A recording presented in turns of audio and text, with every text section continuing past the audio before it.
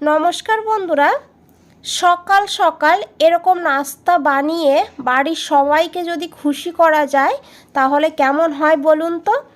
আর এটা কিন্তু খুবই টেস্টি আর হেলদি। শুধু সকালের নাস্তা না, বাচ্চাদের স্কুলের টিফিনেও কিন্তু এটা দিতে পারেন। আর এটা ঠান্ডা হয়ে যাওয়ার পরেও নরমই থাকবে। চলুন দেখে নেওয়া যাক ঝটপট করে কি করে বানিয়েছি। আর দেখুন বন্ধুরা, এই নাস্তাটি বানানোর জন্য প্রথমেই এখানে নিয়েছি পালং শাক। একদম ফ্রেশ টাটকা পালং শাক এখানে নিয়েছি। আর শাকটাকে খুব ভালো করে ধুয়ে নিতে হবে। আর ধুয়ে নেওয়ার পর একটা মিক্সচার গ্রাইন্ডারে শাকটাকে দিয়ে দিতে হবে। বন্ধুরা, এই মজার নাস্তাটি বাড়িতে বানিয়ে দেখুন, আবারও বানানোর ডিমান্ড আসবে। আর বাচ্চাদের তো ভীষণ পছন্দ হবে, শুধু বাচ্চা না বড়দেরও ভীষণ পছন্দ হবে। আর দেখুন পালং শাকটাকে দিয়ে একটু দিয়ে দিয়েছি জলটা দিয়ে একদম স্মুথভাবে পালং শাকটাকে পেস্ট করতে হবে। আর এদিকে একটা প্যানে দিতে হবে সাদা তেল আর 1 চামচ চিলি ফ্লেক্স, আর দিতে হবে এখানে 1 চামচ সাদা তিল। তেলের পরিমাণটা আপনারা কমিয়ে বাড়িয়ে নিতে পারেন। কিছু সময় ভেজে নিতে হবে। ভেজে নেওয়ার পর দিয়ে দিতে হবে 1/4 চামচ হিংটা দিলে তাহলে কিন্তু খুব ভালো একটা ফ্লেভার আসবে। আর দিয়ে দিতে হবে বন্ধুরা এখানে 1 কাপ জল, আর দিয়ে দিতে হবে পরিমাণ মতন লবণ। আর এখন জলটাকে ফুটিয়ে নিতে হবে। আর এদিকে দেখুন বন্ধুরা, পালং শাকটাকে এইভাবে করে পেস্ট করতে হবে একদম স্মুথভাবে। আর এই জলটা যখন ফুটে উঠবে তখন এখানে এই পালং শাকের পেস্ট দিয়ে দিতে হবে। আর পালং শাকের পেস্ট দিয়ে খুব ভালো করে মিশিয়ে নিতে হবে। আর এইভাবে কিছু সময় ফুটিয়ে নিতে হবে। আর বন্ধুরা, ফুটিয়ে নেওয়ার পর গ্যাসের ফ্লেমটা অফ করে দিতে হবে। আর তারপরে এখানে দিতে হবে সুজি।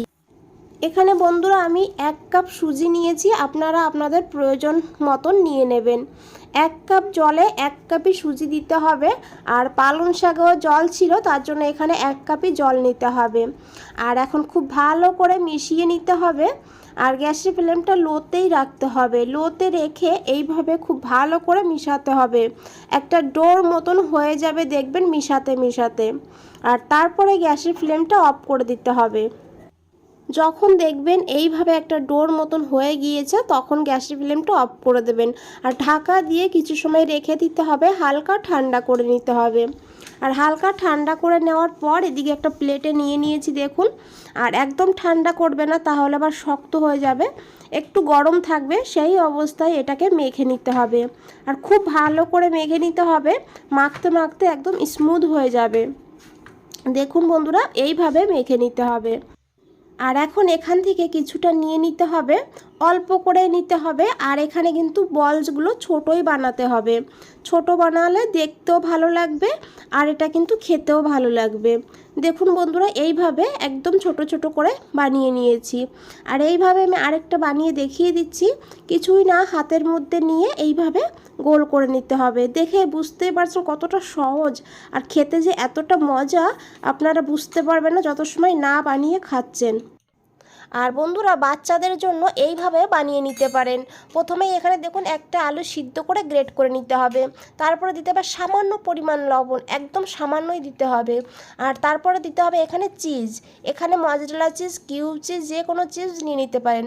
আমি এখানে মজরেলা চিজ নিয়েছি। আর চিজটাকে দিয়ে খুব ভালো করে মিশিয়ে নিতে হবে।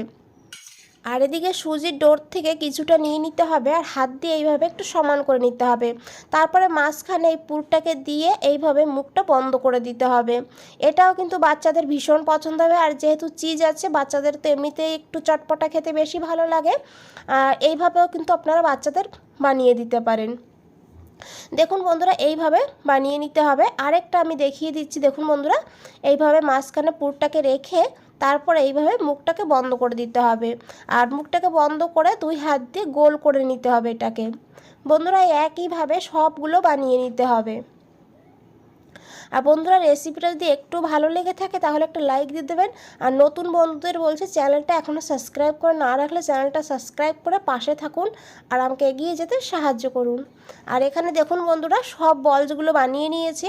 আর এরকম একটা ছিদ্রযুক্ত থালা নিতে হবে, থালাতে একটু তেল ব্রাশ করে দিতে হবে। তারপরে এদিকে দেখুন একটা কড়াইতে জল বসিয়ে দিয়েছিলাম গরম হওয়ার জন্য, জলটা গরম হয়ে গিয়েছে। আর এখন এই থালাটাকে রেখে দিতে হবে আর ঢাকা দিয়ে 5 থেকে 6 মিনিট মিডিয়াম ফ্লেমে স্টিম করতে হবে।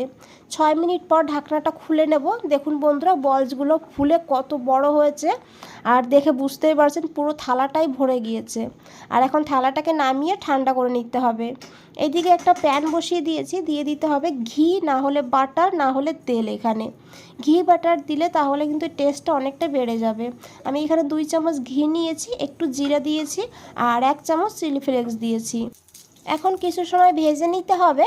ভেজে নেওয়ার পর এখানে দিয়ে দিতে হবে ধনেপাতা কুচি। আর ধনেপাতা কুচিটা দেওয়ার পর আর একটু ভেজে নিতে হবে। আর দেখুন বন্ধুরা এটা কিন্তু এইভাবে না করেও আপনারা এই বলটা এমনিতেও খেতে পারবেন, এমনিতে খেতেও দুর্দান্ত লাগে। আর একবার বাড়িতে বানিয়ে দেখুন, খুবই ভালো লাগবে। আর একদম সহজ, দেখে বুঝতেই পারছেন আশা করি। আর এটা কিন্তু খুবই পুষ্টিকর একটা খাবার। আর দেখুন বন্ধুরা এই বলসগুলো দিয়ে দিতে হবে। তারপরে দিয়ে দেওয়ার পর 1 থেকে 2 মিনিট বলসটাকে একটু ভেজে নিতে হবে। আর বাচ্চাদের স্কুলের টিফিনে দিলে তাহলে টিফিন বক্স তো পুরো খালি করেই আসবে। আর দেখুন বন্ধুরা এইভাবে একটু ভেজে নিতে হবে। আর লাস্টে একটু দিয়ে দিতে হবে ধনেপাতা কুচি। দেখে বুঝতেই পারছেন কতটা লোভনীয় লাগছে। বন্ধুরা আজ তাহলে এই পর্যন্তই, ফিরে আসছি নতুন কোনো রেসিপি নিয়ে। আপনাদের এই সময়টুকু দেওয়ার জন্য অনেক অনেক ধন্যবাদ। ভালো থাকবেন, সুস্থ থাকবেন।